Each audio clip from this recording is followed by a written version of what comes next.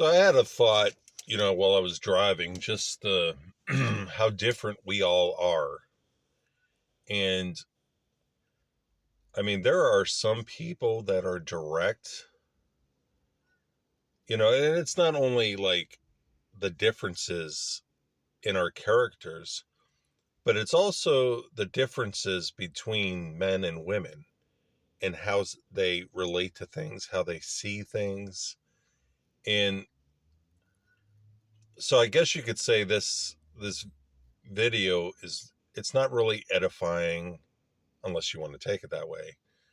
But it's just an observance of what I had noticed and just learning to appreciate how God has created all of us and the differences in that.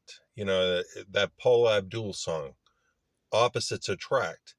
You mean, how many of married couples are completely the opposite, but they work together? They seem to fit together. And even if it is rough between each other, in time that could be smoothed out, compromised, taken care of, worked out. But, you know, I guess my first thought that I had while I was driving is the differences between men and women and how women are more they they receive love from the place of the heart, and men are the complete opposite. I've heard from Mark Gungor that you know women think a lot, and so how everything is connected to one thing. I mean, if their job is connected to their finances, and the job is connected to their car and things like that, and they think all the time. But us men, as far as I know, we don't do that. We could sit, maybe watch TV or sit somewhere and not think of anything. And what Mark Ungor called, it's the nothing box. And I've done that at times. I'll just sit and be looking at something or watching something and not think of anything. But that's the differences between men and women. And, you know, it's probably not true, but maybe the fact that since the man doesn't think anything, maybe he can help her, regarding anything that she's thinking about. Maybe him listening while she is thinking about things, maybe that gives her peace, maybe peace momentarily from her thoughts to put her at ease. That's just a thought. It's probably not true. But, that even if a man doesn't think, he can still offer himself in that way to be an ear for her. And, I think about how we're all different.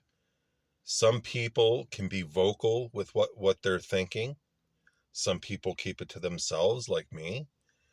Uh, in my past, I would get offended with something and keep it to myself and let bitterness, you know, you know, become more and more until, I would probably become explosive.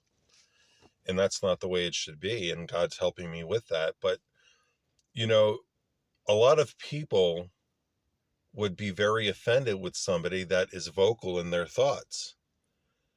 But if we could take a step back and appreciate how God has made them, maybe the fact that people are vocal with their thoughts is these are the people that God uses to bring correction. I don't know. I mean, it could be, their approach probably needs to be worked on by God. Only God can reveal that to them. And so, I mean, it's just learning to appreciate each other and seeing each other as a gift. If we could take a step back from our flesh and see from the spirit at each other, see the handiwork of God. Jesus was very vocal with his thoughts, apparently, especially his dealings with the Pharisees. He didn't keep anything to himself. But the way he was, it was driven from love. Even though the Pharisees rejected him, he spoke from love, trying to get them to see beyond their prejudices and stuff like that. So then I also think about, the romance between a man and a woman, and just how women receive from the heart, while men are, the complete different, but it doesn't mean that the man doesn't speak from the heart. I mean, he just sees things differently. But I mean, you see it in so many movies about a woman is treated badly. For example, The Wedding Crashers. Claire is treated horribly by her boyfriend. But, I think John saw her. He saw her at the wedding. I mean, here are two guys that are obviously working in selfishness, only caring about themselves. But when John sees Claire, it's like in him, he wants to be better than he was. He doesn't have it in his heart to use women anymore because he found the one he was supposed to be with. And Claire falls in love with him.